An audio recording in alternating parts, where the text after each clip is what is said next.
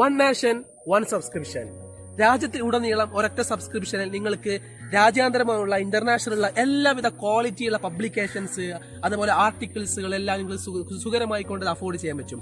അതെ, central government ഒരു പുതിയൊരു ഇനീഷ്യേറ്റീവാണിത്, one nation one subscription.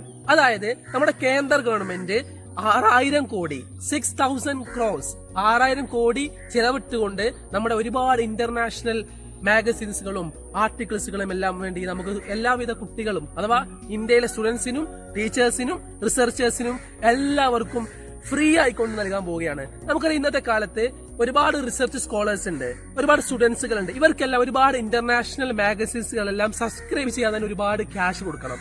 So Indian government ഇതെന്ത് ചെയ്യാണ്, 6,000 കോടി മുടക്കിക്കൊണ്ട് 3 വർഷത്തേക്ക്, അഥവാ 2025, 2026, 2027 3 വർഷത്തേക്ക് സബ്സ്ക്രിപ്ഷൻ നൽകുകയാണ്. അപ്പോൾ ഇന്റർനാഷണൽ നാഷണൽ ലെവൽ ഇമ്പോർട്ടൻസ് ഉള്ള ഒരുപാട് ആർട്ടിക്കിൾസ് ഫ്രീ ആയിട്ട് നൽകുകയാണ്. സോ ഒന്നാമത്തെ ഫേസ് എന്ന് പറയുന്നത് ഇന്ത്യയിലെ ഒരുപാട് സെൻട്രൽ യൂണിവേഴ്സിറ്റികള്, മറ്റു ഇൻസ്റ്റിറ്റ്യൂഷൻസുകള്, ഇവർക്കെല്ലാം ഫ്രീ ആയിക്കൊണ്ട് സബ്സ്ക്രിപ്ഷൻ കൊടുക്കുകയാണ്. സെക്കൻഡ് ഫേസ് എന്ന് പറയുന്നത് ബാക്കിയുള്ള യൂണിവേഴ്സിറ്റികളല്ലാത്ത കോളേജുകൾക്ക് കൊടുക്കുന്നുണ്ട്. അതിൽ പബ്ലിക് ആയിട്ടുള്ള കോളേജിനുമുണ്ട്, അതുപോലെ പ്രൈവറ്റ് ആയ കോളേജുകളുണ്ട്.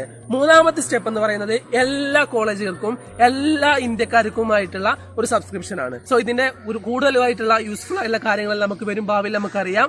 So all the best, thank you. എല്ലാ കാര്യങ്ങളെല്ലാം നമുക്ക് വരും ഭാവിയിൽ നമുക്കറിയാം. സോ